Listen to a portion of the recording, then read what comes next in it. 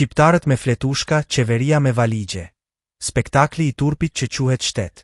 Në Shqipëri, aty ku propaganda ka ngritur çadra mbi ndërgjegjen kombëtare, ky muaj i është servirur publikut një debat i ri. Barazia gjinore, identiteti, fletushkat, gjinja, protestat imagjinare, lufta kundër konfuzionit kulturor. Një tymnaj e re. Një shfaqje të cilën qeveria e ka kthyer në zanat. Hidhi popullit një cop kock, lëre të kafshoj dhe ndërkohë boshatis thesari.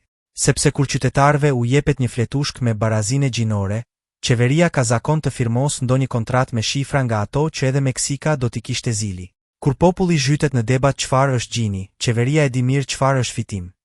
Tendera të fryr, koncesione, shifra që si sheh kur qytetari, por i sheh shumë mirë pushimi luksoz i ndonjë zyrtari me bilet një kahëshe për Dubai. Barazia gjinore nuk është armiku i shqiptarëve.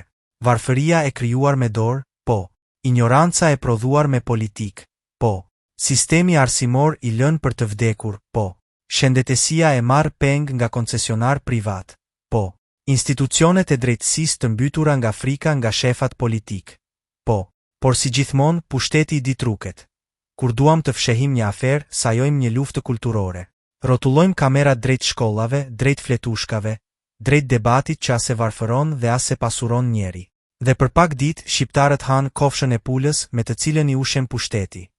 Një ushim i keq emocional për t'i mbajtur të zënë, të hutuar, të ndarë. Ndërkohë, skandalet e vërteta janë aty, me emra dhe mbiemra. Miliardat e humbura në rrugë që hapen si plag sapo bie shi. Koncesionet që i ngjajnë grabitjes me armë, veç se arma është lapsi i ministrit. Arsimi që nxjerr breza me diplomë, por pa aftësi, sepse një popull i paarsimuar është me i lehtë për t'u sunduar. Shëndetësia që LTS-murët të ngjiten në spitale si të ngjiteshin në shpate shkëmbi, me rrezik për t'u rrëzuar. Punësimet klienteliste që varrosin meritokracinë.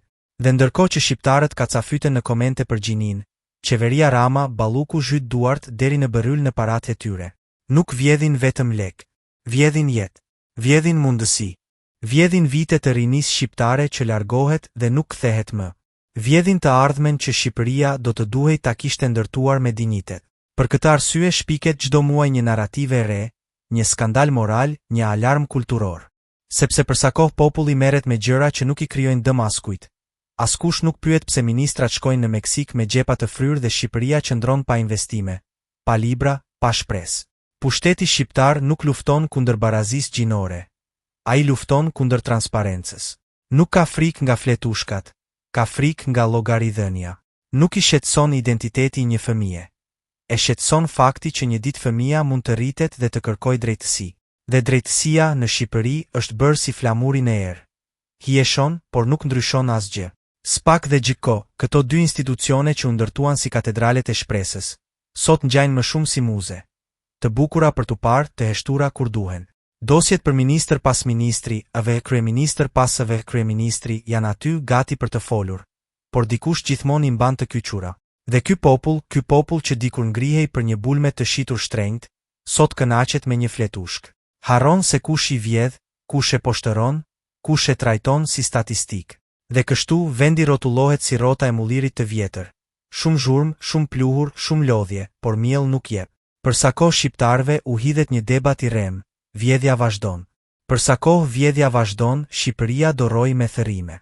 Dhe për sa kohë jetojmë me thërrime, fëmijët tanë do rriten në varfërinë që nuk e kanë zgjedhur. Nuk ka barazi gjinore që e prodhon këtë tragjedi. E prodhon vetëm një qeveri që e ka kthyer grabitjen në art. Dhe heshtjen e institucioneve në garanci sigurie. Është koha të mos e ham më kofshën që na hedhin. Është koha të shohim pjatën e tyre.